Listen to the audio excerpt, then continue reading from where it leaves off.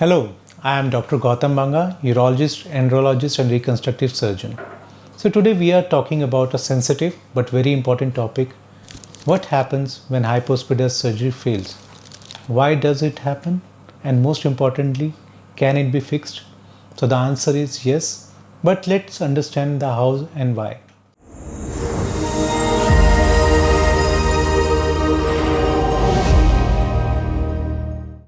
As a parent, your child's pain become your own.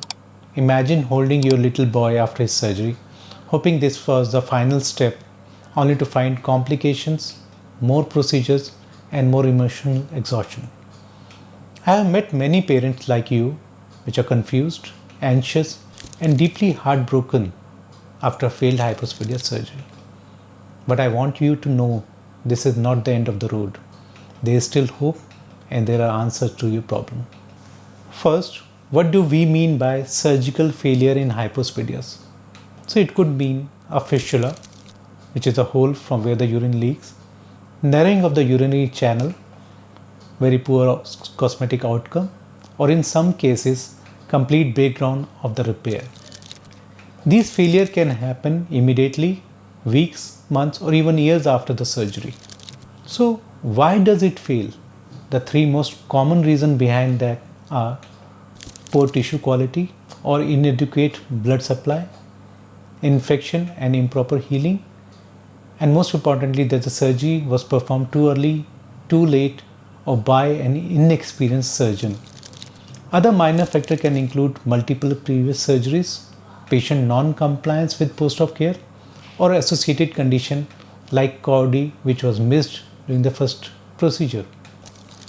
If your child or you have had a failed surgery, you may notice signs like fistula and urine leak from unintended spots, a stream which sprays or is very thin and for which you have to strain, a bent or scarred appearance of the penis which is known as CORD, difficulty in urination or pain while passing urine.